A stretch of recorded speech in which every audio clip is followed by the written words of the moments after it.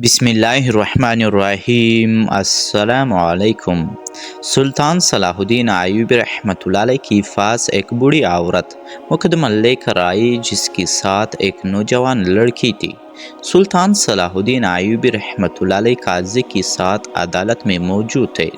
سپاہی نے اندر آ کر آپ کو خبر دی کہ حضور باہر ایک عورت ایک نوجوان لڑکی کے ساتھ حاجت لے کر آپ کے پاس آئی ہے اور کہتی ہے کہ مجھے سلطان تک جانے کی اجازت دی جائے۔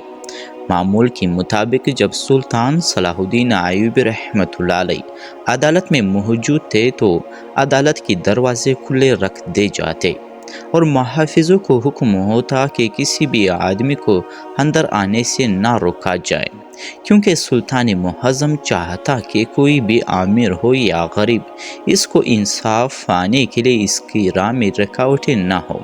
لیکن اس وقت سلطان معظم کسی چودھری کا مقدمہ سن رہا تھا، اسی وجہ سے سلطان معظم کی حکم پر عدالت کے دروازے بند تھے۔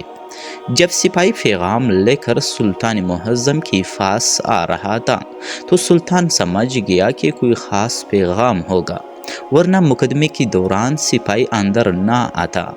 سلطان صلاح الدین ایوبی رحمۃ اللہ علیہ نے اسے اپنے پاس بلایا اور سرگوشی کرتے ہوئے پوچھا، سپاہی بتاؤ کیا بات ہے جس نے تمہیں اندر آنے پر مجبور کر دیا؟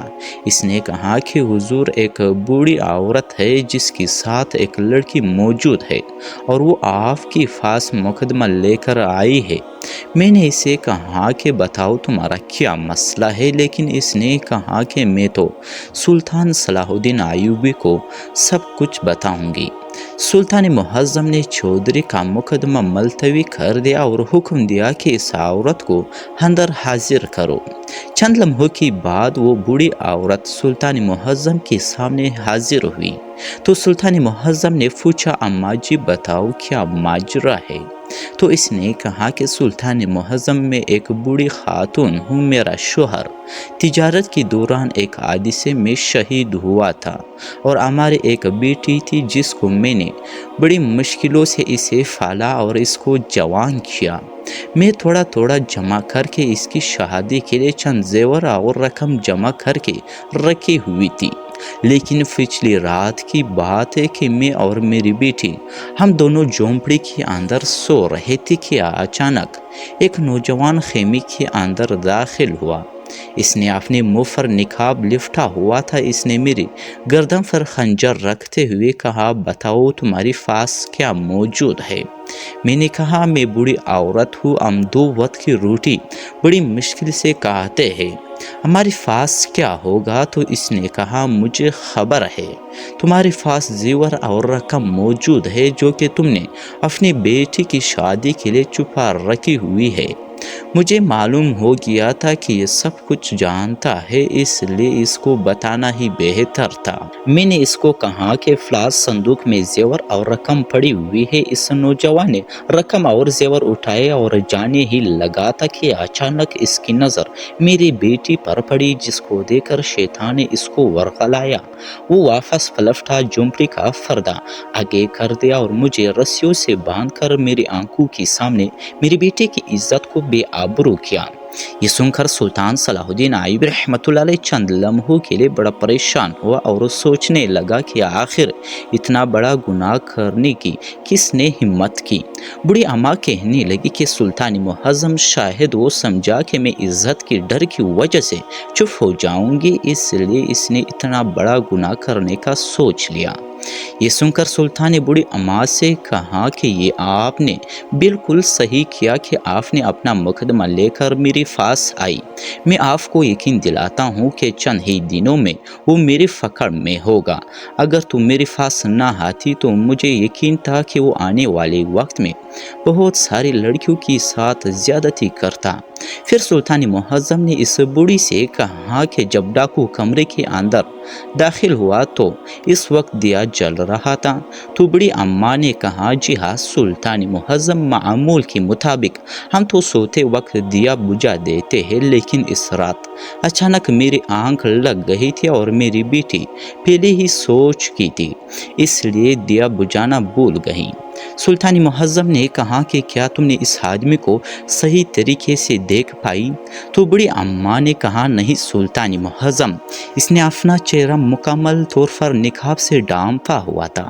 سلطان نے کہا اماں جی کیا کوئی ایسی خاص نشانی یا کوئی ایسی خاص بات جو تمہیں اس نوجوان میں نظر آئی ہو؟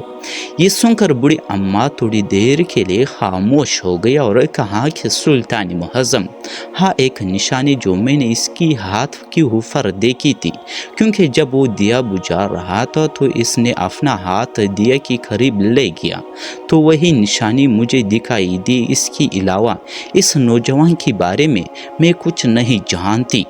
سلطان صلاح الدین ایوبی نے بوڑھی اماں کو کہا کہ کل تم مجھے آ کر ملنا، اس بارے میں تم سے مجھ سے اکیلے میں بات کرو، پھر اسی مقدمے کو حل کروں گا۔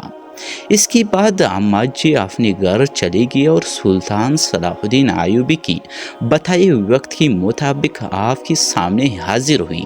سلطان معظم نے تمام سپاہیوں کو اپنے کمرے سے باہر بھیج دیا اور اکیلے میں بوڑھی اماں سے کہنے لگا کہ اگر میں چاہوں تو میں تمہارے گاؤں والوں کو ایک جگہ اکٹھا کر کے ان کی ہاتھ پر وہ نشانی دیکھ لو اور اس مجرم کو پکڑ لو، لیکن اس بات سے وہ نوجوان کو اگر شک ہوا تو وہ وقت آنے سے پہلے ہی ہو سکتا ہے اس قبیلے سے بھاگ جائے یا وہ کسی تاجر کی روح میں دوسرے شہر چلا جائے۔ یہ سن کر بوڑھی اماں نے کہا کہ سلطان معظم، پھر ایسا کون سا طریقہ ہے جس سے آپ مجرم کو پکڑیں گے؟ سلطان معظم نے کہا کہ کل میں ایک بڑی دعوت کا انتظام کرنے والا ہوں جس میں صرف اس گاؤں کے لوگوں کو مدعو کیا جائے گا، اور جب سب لوگ کھانا کھانے کے لیے بیٹھ جائیں گے تو میں تمہیں ان سب گاؤں والوں سے ملواؤں گا، اور ملواتے وقت تم سب گاؤں والوں سے ہاتھ ملانا اور ہر ایک آدمی کے ہاتھ کو دیکھنا کہ وہ نشان کس ہاتھ پر نظر آتا ہے۔ مجھے شک ہے کہ وہ نوجوان اسی گاؤں کا ہے جو پہلے سے ہی زیورات کے بارے میں سب کچھ جانتا تھا۔ بوڑھی ماں نے کہا ٹھیک ہے۔ اگلے دن گاؤں میں بڑی دعوت کا پروگرام بنایا گیا۔ سلطان صلاح الدین ایوبی رحمۃ اللہ علیہ نے اس بڑی عورت کا حالیہ بدلوا کر تمام لوگوں کے سامنے حاضر کیا اور کہا کہ بوڑھی اماں پڑوس ملک کی ملکہ ہے اور تم سب گاؤں والوں سے ملنا چاہتی ہے۔ یہ آج ہی یہاں پہنچی ہے اور مجھ سے ملنے کے لیے یہاں آئی، تو میں نے سوچا آپ سب لوگوں سے بھی ملکہ کی ملاقات کرایا جائے، اس لیے تم سب کو ان سے ملوانا چاہتا ہوں۔ اور اس کے بعد سلطان معظم نے باری باری گاؤں والوں کو حکم دیا کہ باری باری ملکہ سے ہاتھ ملائے اور ان سے دعا لے۔ سلطان معظم کے حکم پر تمام گاؤں والے آہستہ آہستہ باری باری اس بڑھیا کے پاس آتے اور ہاتھ ملاتے۔ بوڑھی اماں ان کا کاندھا تھام دیتے اور وہ چلے جاتے۔ یہ سارا منظر سلطان معظم دیکھ رہا تھا۔ آدھے سے زیادہ گاؤں والے بوڑھی ماں سے ہاتھ ملا چکے تھے، لیکن ابھی تک وہ نوجوان جو اس رات بوڑھی اماں کو لوٹ کر اور اس کی بیٹی کی عزت کو بے آبرو کرنے والا نوجوان ابھی تک نہیں آیا تھا۔ تھوڑی ہی دیر گزرے کہ بوڑھی اماں نے ایک نوجوان کو کندھا تھپتھپانے کی بجائے اس کی چہرے پر ایک سخت تھپڑ مارتے ہوئے کہا کہ سلطان معظم، یہی میرا مجرم ہے اور اس کے ہاتھ پر بالکل وہی نشان ہے۔ اس کے بعد سلطان صلاح الدین ایوبی رحمۃ اللہ علیہ نے اس نوجوان سے تفصیلی پوچھا اور کہا بتاؤ اے نوجوان، تم نے یہ چوری کیوں کیا اور بوڑھی اماں کی بیٹی کی عزت کو کیوں لوٹی؟ تو اس نے کہا کہ سلطان معظم، میری دو چھوٹے چھوٹے بچے ہیں اور جتنی میں دہاڑی میں کماتا ہوں اس سے میرا گھر کا نظام نہیں چل رہا۔